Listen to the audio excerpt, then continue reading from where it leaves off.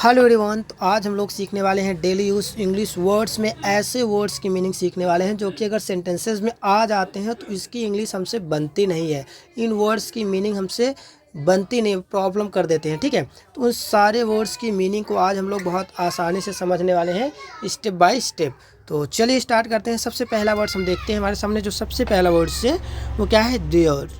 ठीक है, जो देयर है, ठीक है, ये खुद अपने आप में एक एडवर्ब होता है। ठीक है, उस एडवर्ब्स के साथ हम इन वर्डों में कहीं पर प्रीपोजिशन और कहीं पर, ठीक है, एडवर्ब, कोई नया एडवर्ब जोड़ करके उसको एक नए एडवर्ब में कन्वर्ट करते हैं। ठीक है, और उसकी यहाँ पर ये मीनिंग दी हुई है। तो यहाँ पर देयर टू भी एक क्या है? एडवर्ब है जिसकी मीनिंग है वहाँ तक।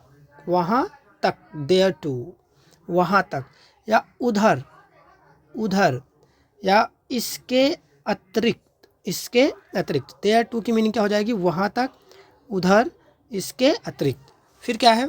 There of. तो हमने आपको बता दिया है पहले ही कि देयर में ही कुछ प्रीपोजिशन और कुछ एडवर्ब जुड़ करके एक नया एडवर्ब्स क्रिएट हो रहा है जिसकी मीनिंग यहाँ पर ये दी गई है। क्लियर?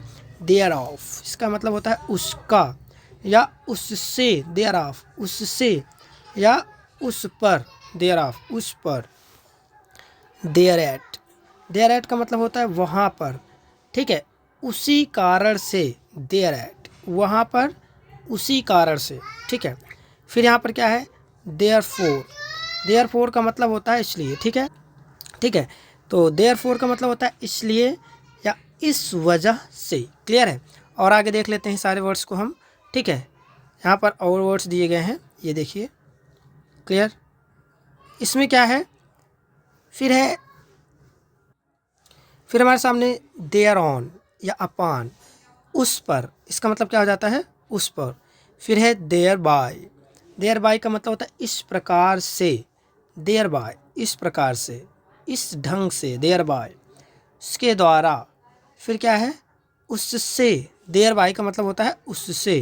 क्लियर? देयर विथ, उसके साथ। देयर विथ, देयर विथ, उसके साथ। देयर इन, उसमें। ठीक है, उसका सेंस ज़्यादा देगा क्योंकि ना हेयर इसका सेंस देता है और देयर उसका सेंस देता है। ठीक है, देयर इन, उसमें। देयर फ्रॉम, वहीं, पास में। तो इस तरीके से जो वर्ड्स हैं आपके सामने, ठीक है, बहुत यूज़फुल है।